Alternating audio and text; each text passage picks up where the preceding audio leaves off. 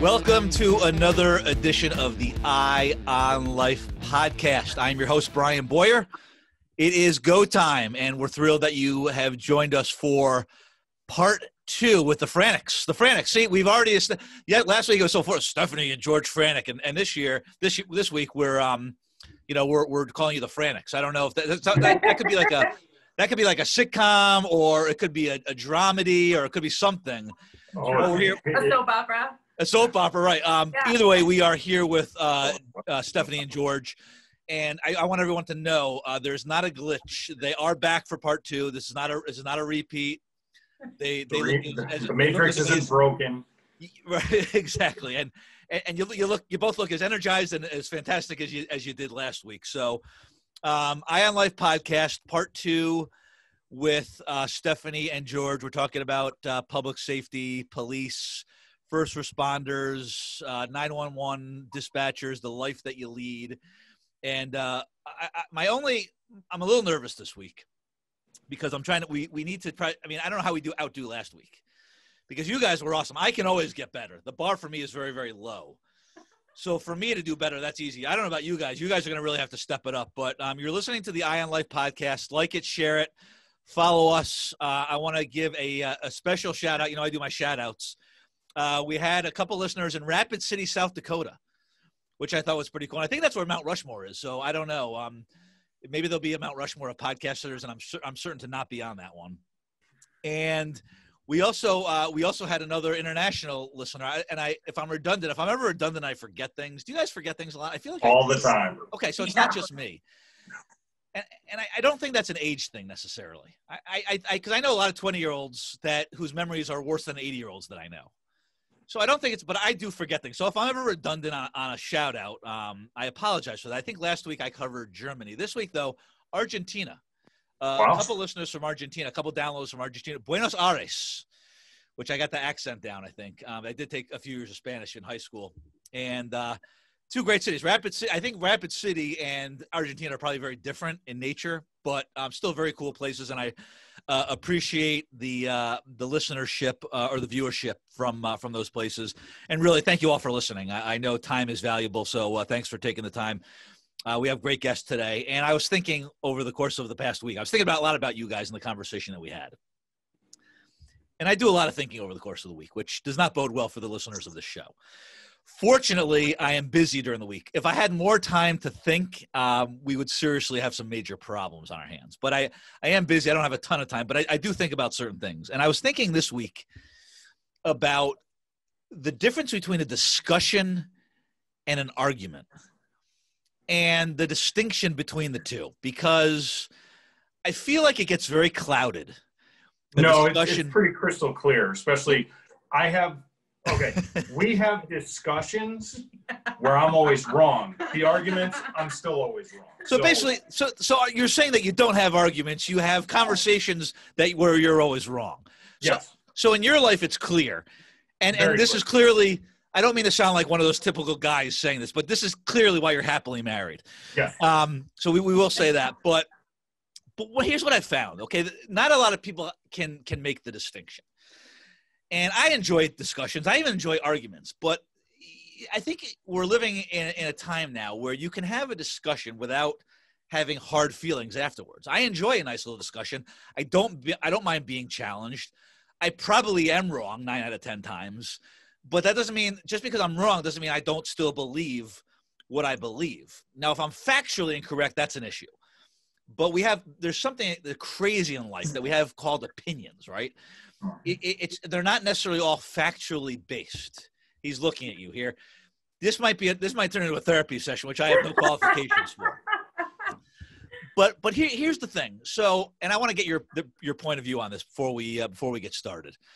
Eye on Life podcast, right? Discussions versus arguments, okay? And you can kind of combine the two. But I've sort of gotten to a point in my life, and when I was 25 years old, I argued. I didn't have discussions. I argued my way. It was my way. It was the right way. And I'm talking about everything from politics, to the best restaurant, things that are maybe a little more trivial and things that are maybe a little bit more important. But I've been having a lot of discussions with people lately on various topics. Politics, yes, which we don't talk about on the show, but it is a topic that comes up. Politics, sports, music, entertainment, everything, right?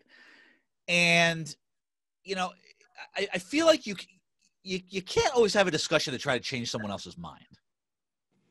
Nope. Because if you do that, you're going to start banging your head against that wall so hard. And the same thing for the person that you're having the discussion with. But I don't necessarily think that you have to always try to change somebody's viewpoint, because there are certain viewpoints, I can tell you right now, I am a stubborn ass. And I can tell you that there are certain things you're not going to change my viewpoint on. I'll listen to what you have to say, and you might even raise some really good points. I'll listen to it. And then I might respectfully disagree. But I find it very frustrating, and I find it very unproductive to have a conversation with somebody where you're trying to change their view on something, where if you just kind of shelve that and put it off to the side, you can actually have a pretty fun conversation and learn a few things. Now, what do you guys think about that? Can you discuss without arguing? Can you have a discussion with someone without having to change their mind, and vice versa? I think there's a couple views on that, because with Facebook and like the keyboard warriorship, people don't care about filters. People just say whatever they want, and it becomes two people talking at each other and no one's actually listening. True. In person, which the art of human communication has become lost in this world. But I think you can have a discussion, but you have to have it between two or more mature enough people to determine that your way is not always the highway, and that there has to be room to respectfully disagree. And I am talking actually more in person, but you raise a good point, because people it's like, remember when you were, well, maybe people still do it, but when you're younger and you're always friends, it's usually a guy. I've said this before. It's that guy who goes out and the more beer that he has, the stronger and the bolder he gets, right? I'll be honest with you, and I don't think it's sexist. Maybe it's reverse sexism. I think that men are more likely, because you have the alcohol combined with the testosterone. And the ego. And the ego. That is very true. And so, yes, I do agree that, people do get behind that keyboard and they feel like they can say whatever they want. And I think you can disagree with someone and still have respect for that person's viewpoint without changing your own set of values for it. Yeah. And it drives me nuts that everything seems to turn into an argument. And, politics, obviously it gets sensitive, but if you're discussing a movie, you don't have to get into a fight about it. Right. And I want to give you an example, and you guys can tell me what you think. So a friend, I had it was an argument, but it was a discussion, right? So I don't know if you guys follow tennis at all, but you probably know Serena Williams. Yep. Yeah. So Serena Williams is a very well-known tennis player. And I have a friend who absolutely loves Serena Williams. And I do not like Serena Williams. And I'm not going to get into the whole thing. I didn't like the way she melted down on the court a couple times, and how she has, just gone off on some of the lines judges. And maybe she had a legitimate argument. I'm not going to get into that. But there was no way I was changing my friend's mind about Serena Williams. She loves her. She wasn't changing her mind. And she was giving me she was making a great argument as to why I should love Serena. And I think the U.S. Open is actually going on right now. It's just starting. But she wasn't changing my mind. But it was a good discussion. I enjoyed it. I didn't feel angry afterwards. I felt exhilarated, actually. I enjoyed the conversation. But do you ever have that kind of conversation where afterwards you're sort of like, why was that person trying to change my mind? It's not happening today. So we have four daughters. We have discussions all the time with them. It is our job to lay down the law. However, they work their ass off. They're trying to change our minds all the time. So there is constant change in our house, because we're saying, no, you can't have a fruit roll up for breakfast. But there, again, it goes to the whole thing though, is you can have a good discussion with somebody and walk away and still be friends. Unfortunately, there are some other topics where that just doesn't happen. Like even with my mom, like her and I are on polar opposites of every viewpoint you could possibly imagine, except for the first responder stuff. Like that's the only thing we have in common. So, like my mom and I have to kind of dance around each other with certain types of conversation, not just politics, but like other stuff where like we just don't agree. And we have come to terms with the fact that we have to just agree to disagree and still stick together. And that was an art that took a long time to figure out, but I think people struggle with that. And you make a good point too, because I think I think the family dynamic is sometimes a little different, especially the parent-child, because the kids are obviously always trying to change your mind on everything. There's pushback on everything. But if you're with some friends or a group of people or coworkers, I guess my 2 cents for the day, and that's literally all it's worth, is probably 2 cents, is that the next time you are in a discussion with someone, try to enjoy it. Try to listen to their viewpoint. I've learned some things from some people that I don't agree with, but they brought some very good, valid points that are very hard to argue. So I guess that's my my thought of the day. That does happen sometimes. I hope that's a good thought. I don't know if that's lame, but I feel like try not to always be right. And I'm the last person to be saying that. That's hypocritical of me to say that, because I do try to be right a lot of times. But nonetheless, we are going to have a discussion today that we're not going to argue about it. It's going to be harmonious. And the last time we got together, we talked about George, you being a police officer here in Connecticut, and Stephanie, how you have been a 911 dispatcher and first responder, and how some of the things that you see and just the nature of what you do for a living really does impact your life as a whole, 24/7. I know you guys are when you're out in a restaurant, you're kind of casing the place and seeing how it's set up and the exits and the people and all that. And we didn't really get into too many specifics last week. And we talked about the PTSD, and today we're going to get into actually Project 109. We're definitely getting into that today because I'm fascinated by that. But I want to talk to you both, because one of the things that is a big part of life is closure or lack of closure. And I feel like if I was in public safety, whether I was a police officer, first responder, or 911 dispatcher, I would be wondering what the heck happened to the people I interacted with that day. The person that called frantically because something was happening in their house that was, almost, was life or death, right?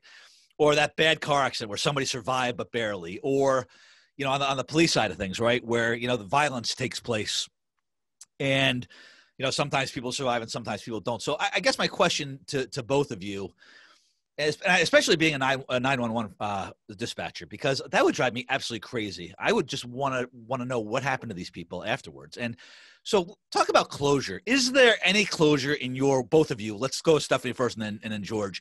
Is there any closure in your work? Do you ever find out what happens to people? Are you not allowed to find out? How does that kind of work? So there is and there isn't, and that's the tough part. So really the only source of closure is if the call comes to a close while you're on the phone. So like if you know the end result, where you're giving CPR instructions to the little old lady who just found her neighbor, having a massive heart attack in the front yard, you're giving CPR instructions, you're walking them through, and then you hear the paramedics arrive. And of course, curiosity gets the best of you in this world. So, I keep the line open because I want to know. And dispatcher recordings have been used in, lawsuits and legal proceedings and stuff before. So it is useful. So I stay on the line and, I hear the paramedic pronounce time of death. So it's okay, well, I know that person unfortunately died. So there is a level of closure with that. Another way that we get closure is when our officers walk through the door later. If we have, the ability to work within our own police department, because some dispatchers don't, my officers can walk through the door and I'm like, hey, Rab, what just happened? Like, what the hell was that? And I can get the rundown. If it was something traumatic, it's a little tougher because sometimes they don't want to talk about it. Sometimes they can't talk about it. But there are a lot of instances where we just don't get closure. We get the strangest calls. We send our officers, and then everybody just gets so busy that we just never hear the ending. Or the officers don't realize how badly we really need closure on even the simplest things. And they don't think to come in and be like, hey, good job on that one. Hey, this is what happened. This was the outcome. We referred them to wherever. We don't get that, and it sucks. So that does, I want to get to you, George, in just a second, but I just want to ask you, is that when we talk about the impact when you go home at night, I feel like if I was home at night, and I guess, I don't know, when you answer the phone as a 911 dispatcher, do you feel I don't want to sound, I don't want to sound insensitive here, but is it more of like a business transaction, or do you actually feel that person's voice? Do you actually feel maybe how they're feeling in that particular moment? So How does yes, that work for you? Or do you have to shelve that and be like, no, I can't think that? So yes and yes.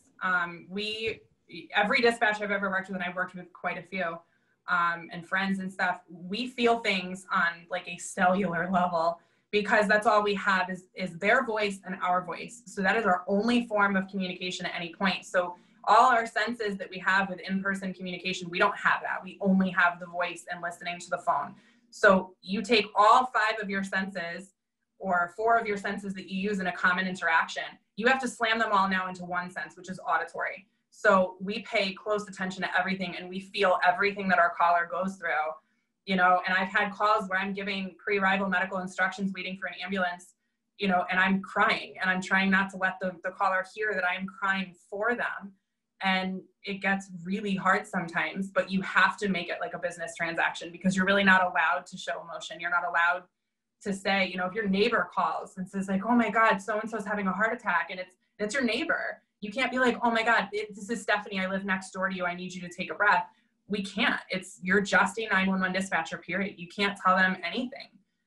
And that also adds that human element, and you have to maintain a stoic business type relationship. So a lot of us throughout the day will sound, you can hear your coworker giving CPR instructions to a baby over the phone, and you can practically hear the mother screaming from a headset across the room that's on another dispatcher. And it's like, come on, hurry up. Like, I'm starving. Let's figure out what pizza we're going to order. Because you have to keep it so distant from you or it will absolutely demolish you from the inside out.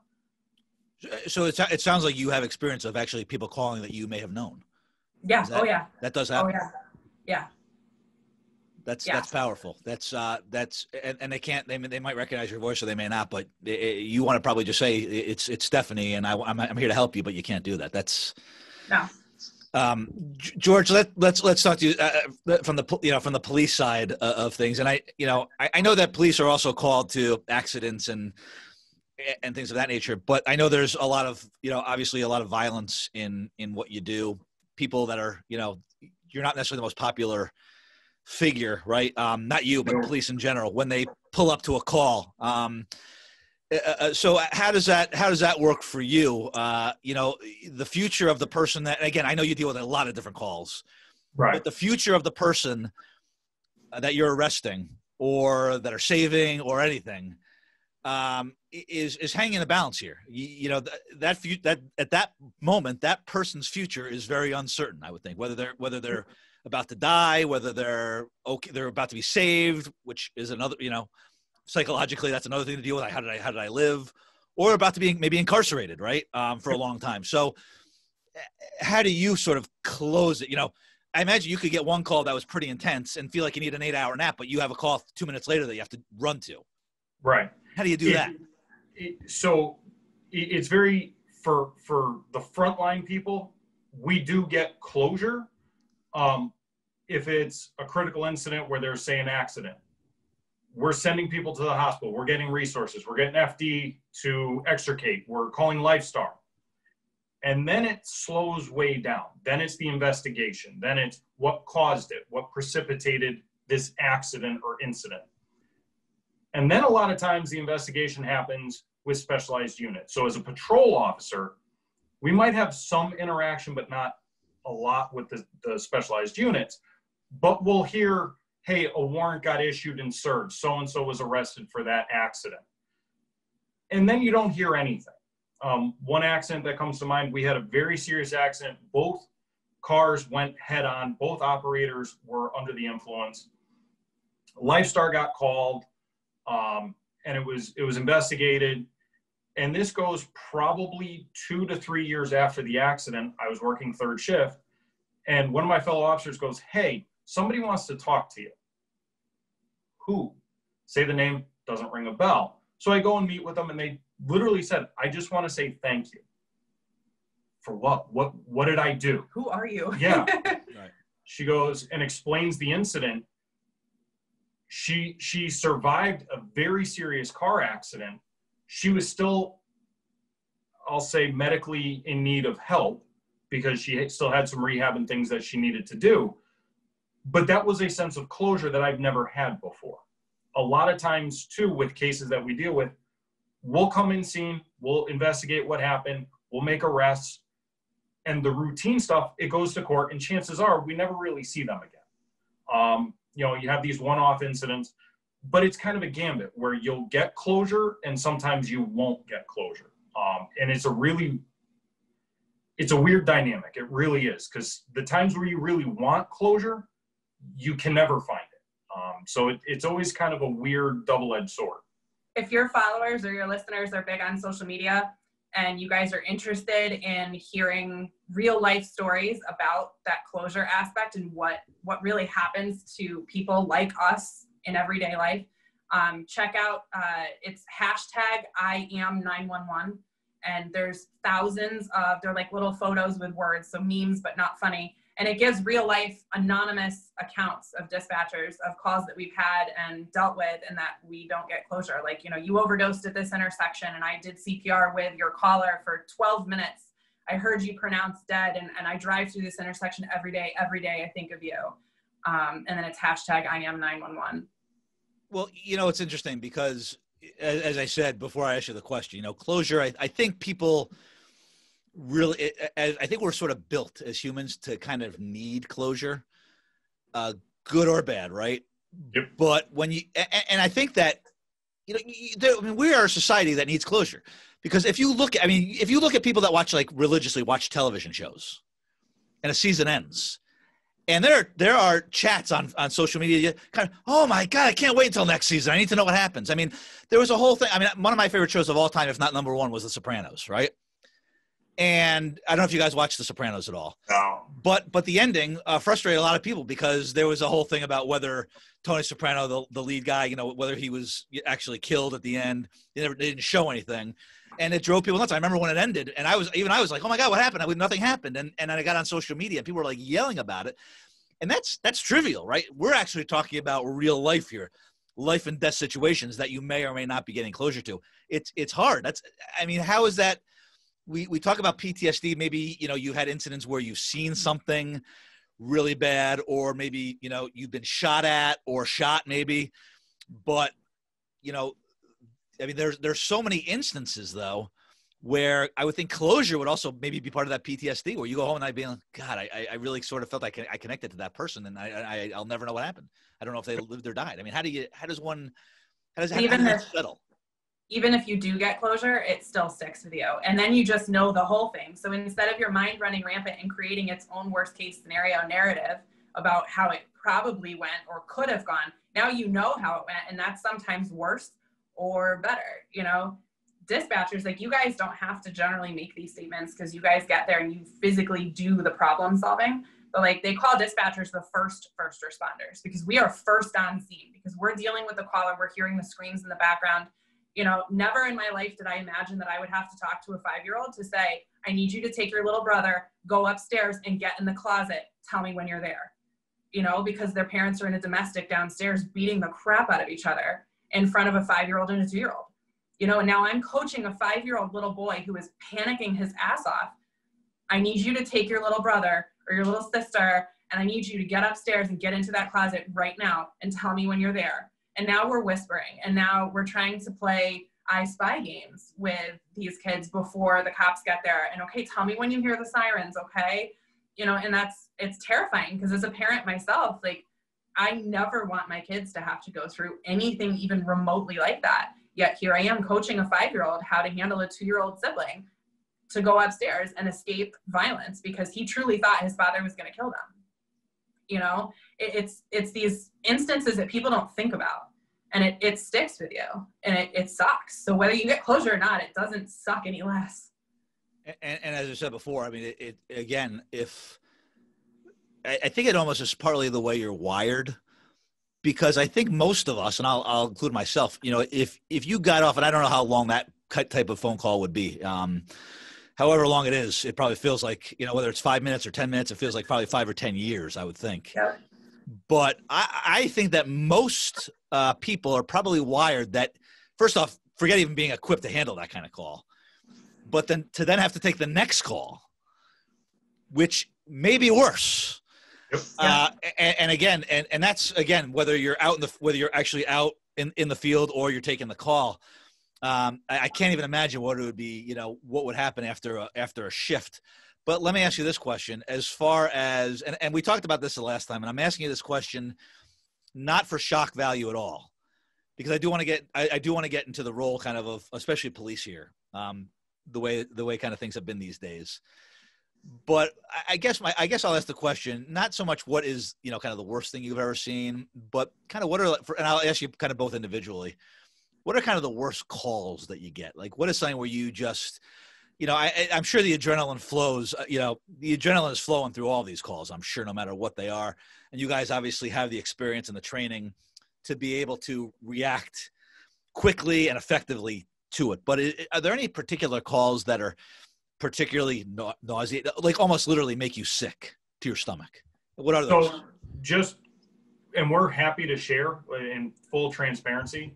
From a first responder standpoint, even our families ask us that. And what's the worst thing you've seen? That is a terrifying question. Because it draws out the anxiety. And we're transparent. We're sharing everything here.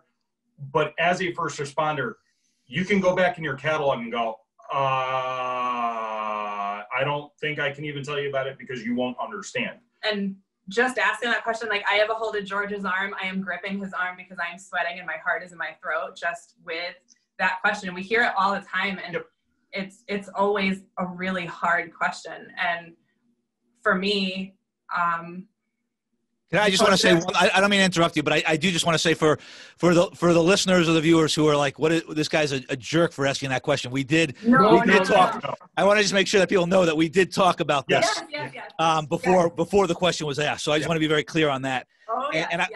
And you don't have to necessarily get specific here, because I understand that it's tough. And the last thing I want to do is invoke anxiety. I provide enough of that in other components, but just sort of, I guess, generally, that's kind of where we're going. We're happy to share. Like, we want to help educate the public and stuff, but just as like full disclosure for the public, don't go running up to your friendly neighborhood first responder and be like, what's the worst thing you've ever seen? Because they're gonna like melt inside. But I promised you tears and you're gonna get them. My absolute worst call, and it was almost a career ender for me. An acquaintance of mine called 911, and he said, I'm going to kill myself, and I need you to send a police officer so that my mom doesn't find my body. And before I could say, it's me, listen to me, because we know each other, dude, it's me. He shot himself in the chest with a 12 gauge. And I heard the agonal breathing, which is the end of life. And I had to disconnect because it was in another jurisdiction. I had to get them on the phone to tell them, you need to go to this address. This is what I have. And then not 2 minutes later, I get the phone call from a family member just screaming at the top of their lungs because they found this person.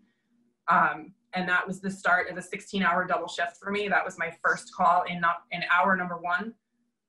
There was no help for me after that because it happened in another jurisdiction. It was not my town. My officers didn't go. Even if they had went, let's be honest, there would not have been any help for me as just the lowly dispatcher. And that's how we're viewed. And that was a world-altering call for me. And it ultimately ended my 911 career. I couldn't do it anymore.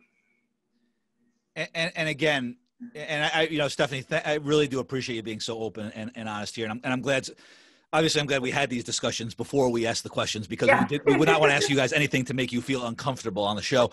But the reason why we're asking them again, and I said it before, but I'm saying it again. We're not doing this. Listen, this is a podcast, right? We're not doing this for like the ratings, right? All the ratings. We're not competing against ratings like the news on TV and whatnot. But what we are doing is we're trying to bring to light an awareness of what you guys deal with, because I don't think a lot of people know. No. And myself included. I mean, I don't know. I mean, this is an education for me as well. And we go to work and we come home, we say we had a bad day because the copy machine broke. Right. Well, that's a little bit different than what you're talking about here. So that's why we're asking the question. And George, that's very poignant. What you're saying is extremely. You're right. You feel that in here. Just hearing you talk about it and seeing your emotion. And George, kind of the same thing for you as a police officer. So my career, I've been an officer 16 years. I've seen a lot of chaos, we'll say. I had a very serious car accident where 4 kids were killed. That was at the beginning of my shift. And from the beginning of that scene to the end, it was trying to save lives, and we successfully saved some passengers in another car, but 4 kids were ultimately killed. I then, I had a great supervisor who said, hey, I know you're going through a lot. Why don't you go take up a traffic position? So I'm blocking the road, still kind of processing. And through the course of blocking the road, had a parent of one of the kids come up, and we had to tell the parent, hey, your kid is dead. I'm very sorry. Can we call anybody for you? I didn't have kids at that time. I was still a relatively newer officer. To this day, could tell you exactly different scenes and smells, and it was just the anniversary recently of the accident. I stopped up just to try to get closure. It was 13 years ago. 2 of my cases changed Connecticut driver law, which that's one of them. And then I clocked another individual at 106 coming back from a funeral for some kids that were killed in a neighboring jurisdiction. It's a very interesting career when your cases change laws. Yeah. It's also the flip side. It also changes yourself. I cannot hear what we call an accident with unknown injuries. I'm immediately at condition red, I'm going. And we get there and it could be a minor fender bender. But it goes back to how that call was initially dispatched 12, 13 years ago. There's other cases too, but that one sticks out as the most prominent for me. So it's just one of those things where being in this line of work, being a family of first responders, we get it. We hope that this brings to light how the public can maybe say, hey, you know what? That isn't an easy road. Because right after we cleared that scene, we still had calls that we had to go to. We still had the neighbor disputes over a barking dog. We had, the parking complaints. You still have to put on that professional face. You are literally, I can't say dying inside, but you're sitting there going, I don't know what's going on, but still having to maintain your composure and be professional at all times. We're not allowed to show our next caller or our next family involvement, our next issue. We're not allowed to show them that we just dealt with a complete and total chaos, traumatic event 34 seconds before you called, and then I worked intercity EMS as an EMT in Hartford for years and years, what felt like a freaking lifetime. But, doing CPR at a 7-week-old baby when I have a 5-week-old at home, you get those worst nightmares as a parent. And when they come to life in front of you at work, then you go home and you hug your kids a little tighter. You have a little more anxiety when your kid disappears around the corner at the grocery store. It's just different. It's different. So again, a bad day for you guys at the office, right? The office, quote in quotes, is much different than a bad day for a lot of us. I can't even imagine having to tell a family member, a parent, something like that, knowing that that's probably the worst thing they've ever heard in their entire life and changing their life forever. And you're just the messenger. That has got to be absolutely, I can't even imagine what that must be like. We're going to talk about Project 109 because there's help and there's support. And I know you guys are really in it. But before I do that, I just want to talk to, and George, I want to ask you this question because, and both of you, again, we're talking about this as more awareness about what you do, how you do it, the impacts that it has, and to, again, shed some light on this life that you've chosen. And, there's a lot going on right now with the role and the perception of the police. And I don't want to get too much. I know there's so much, you could do a whole show on that. And I know there's a lot of politics around it, and there's a lot of socioeconomical conversations about it.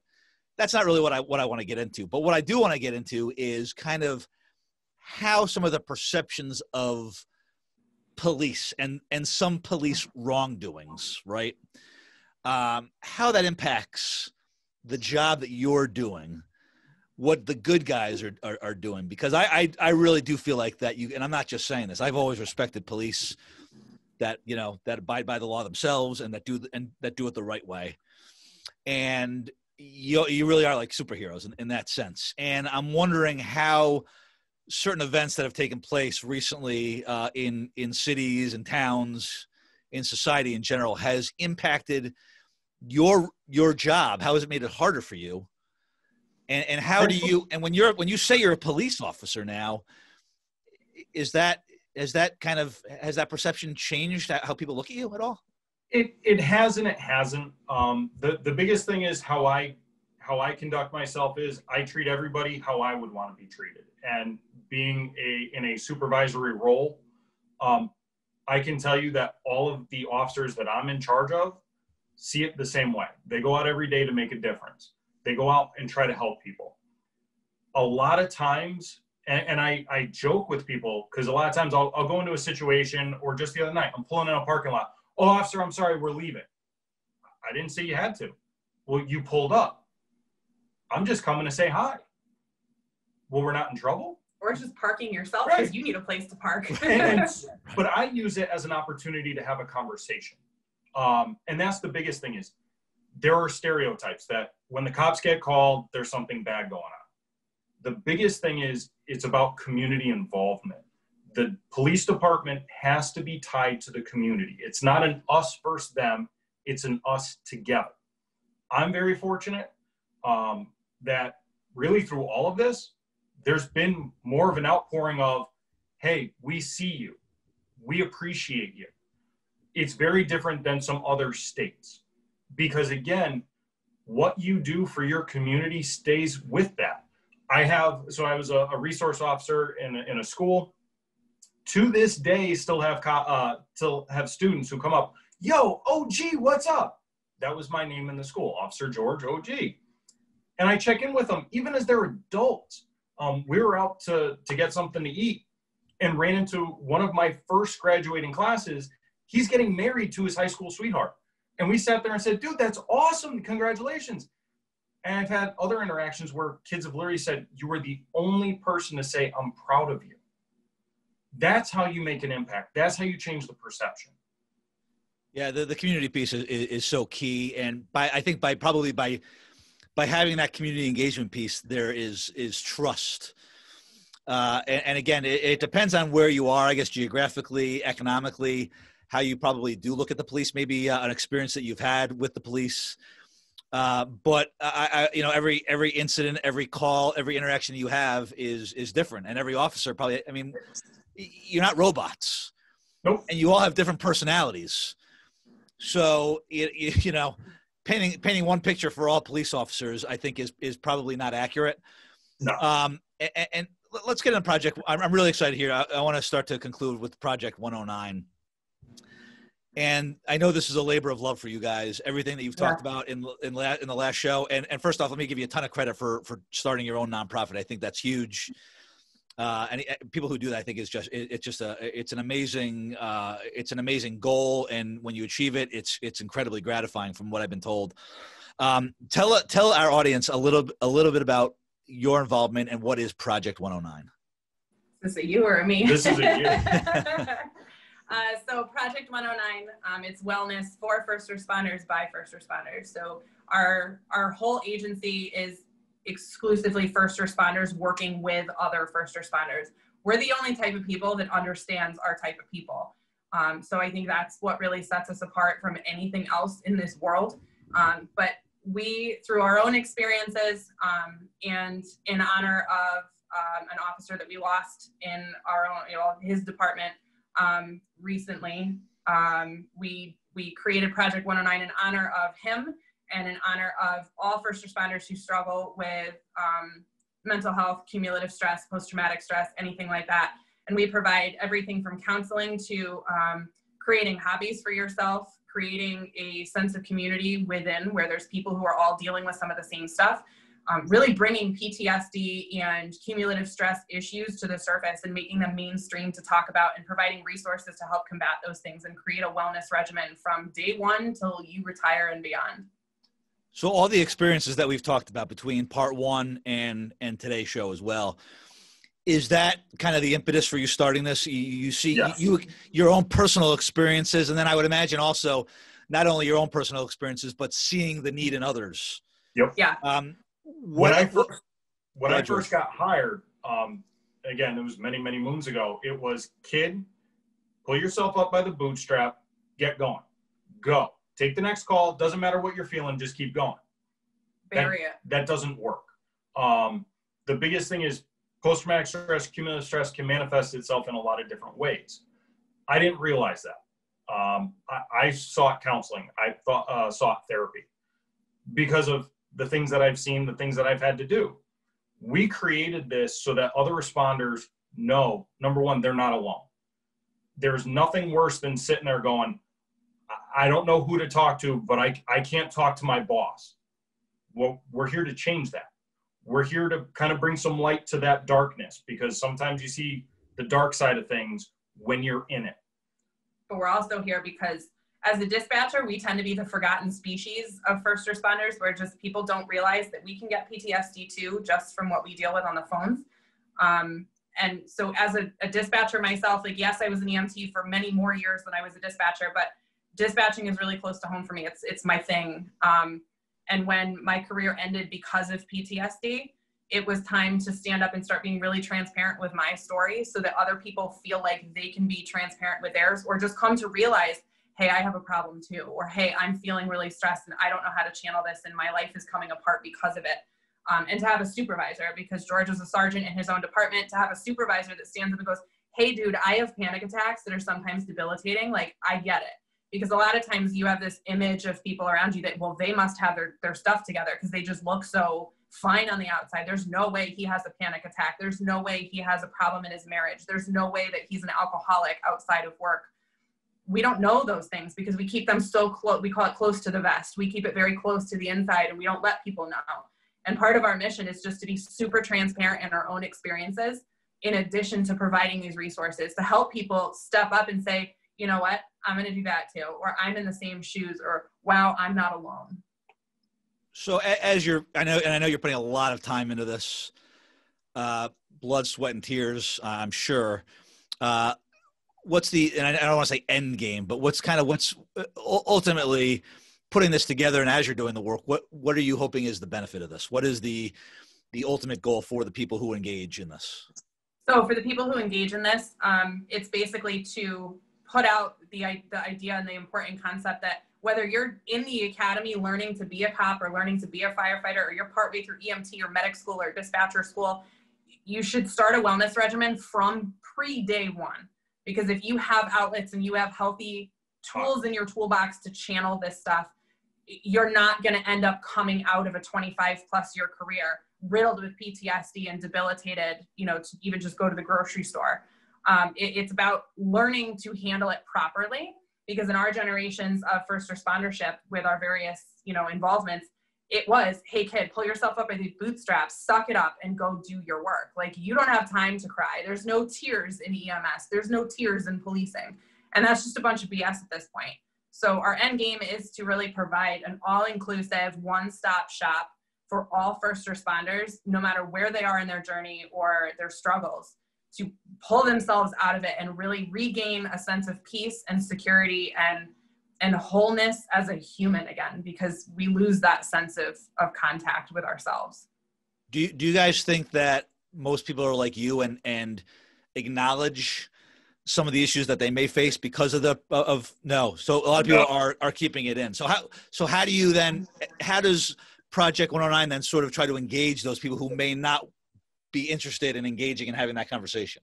By being super transparent ourselves, and just by creating an environment where we started on social media, and we're now over 860 something followers. We've gained like almost 100 followers in the last 48 hours because we started posting more transparent stuff. And I plan on posting videos, where if I'm in a rough moment, I'm going to videotape it and I'm going to talk about what I'm dealing with and I'm going to post it, because people should see, like, holy crap, I'm not alone, or wow, I just went through that at 2:00 this morning. it's about transparency, sharing our own stories. It's not about being vain. It's not about having people go like, oh my God, look at George and Stephanie, because it's not about us. Nope. We're trying to be the vehicle of catalyst or whatever you want to call it, to try to really bring this to the surface and give people a forum that's safe. And if we take the brunt of the backlash from the outside and we kind of take all the arrows coming in and the negative stuff, then that's fine. We'll take that so that the thousands of other first responders behind us can do this without getting hurt themselves and without experiencing the negative themselves. We're trying to take that on for them because it's that important. So it's almost like the sacrificial lamb of sorts, but it's really important to get our stories out there, and then to put the caveat that we're not telling you this because we're trying to be cool or trying to one up you in the world of trauma. It's, we're in this with you. Like, we cannot begin to tell you how in this we really are. People look at me like, oh, I can't believe you finally have all your crap together. Like, I don't know how you got through it. I'll never be where you are. I'm like, oh girl, you have no idea. Like, the panic attacks that come and the nausea, the chronic nausea that I deal with just from the constant stress. Like, I make the joke, my ducks are in the same pond now, but they are not in a row, in a line, or anything that shows that they are affiliated with one another. Like, it's not even close. Like, George and I are so still struggling with our own stuff. We've made huge progress because we're walking the walk and talking the talk at the same time. Like, we're doing the same things we're hoping other people will do. And it is helping. And we want people to see that progression as well. Where can people find more information? I want to be the website, social media. It sounds like you're going to, Yep. you already do, and you're going to have even more great content. Yeah. So, and you're going to obviously need support to sustain this. So where can people go and engage and have that conversation and maybe become involved? Yeah, absolutely. We love volunteers, civilians, and, first responders alike. We have very different roles for everybody. And everyone has something to offer. So if you feel like you are compelled to get on board and help with this, by all means, reach out to us. You can get us at www.project109.org or 109.org. That's a website that shows all of our information. You can apply for volunteer stuff there. You can look at resource stuff there. You can contact us through that. There's some educational stuff that's going up there relatively soon. You can get us by phone or by text, 860-414-7254. And then we have Facebook and Instagram as well. It's project.109 on Instagram. And then it's at the project109 on Facebook. Well, I was going to say, if somebody says they can't find you, we know they haven't looked. We know they haven't really tried. And I just everything right now. and I just want to say also, if obviously I've met both of you, but anybody who has listened to even a minute of either one of the first two of these two shows here clearly knows that you guys are in this for the right reasons, clearly not looking to one up anyone, genuine in the mission of what you're trying to do, which I think is commendable and admirable. So thanks for doing what you're doing. I actually really am going to ask one more question. And, usually when somebody's in a field, they're trying to sell the field, why others might want to get into it. And you guys have been very, very transparent, and you've been amazing, but I can't say it's something that I necessarily would want to sign up for tomorrow. Okay. There's a lot there. So I guess my question is, and if you want to make this specific to you, that's fine. Why you do this? I know we talked a little bit about on the first show, but why would anyone in their right mind want to do this? And that makes it even more. And I say that clearly not a judgmental way. I say that commendable Right. because it's so unbelievable. But everything that you're saying, I'm like, I don't want to do that. I don't want that. I want to be able to sleep at night. I don't want to see that. I don't want to hear. I mean, why do you do what you do? And thanks for doing it. But why? I would absolutely tell people, and I have told people, listen, this job is exhilarating. It is amazing. And my time as an EMT in the city and as a medic in the military and a dispatcher on the 911 console was the greatest experiences of my life. They still are. It's a badass job, and there is no reason not to do it. I caution people and I tell them, listen to my story as well as stories of thousands of others who are willing to speak up, learn from us, and then go do it. So get into it because it's an awesome job. You get a real sense of community. It's an amazing experience. It builds confidence like you wouldn't believe. And it teaches you how to be a MacGyver because you have to make something out of nothing every time. And you do more with less. And it's amazing. It really is an amazing experience. If anybody is interested, by all means, reach out to us. Like, we're willing to help with coaching and stuff and getting in touch with the right people to do so.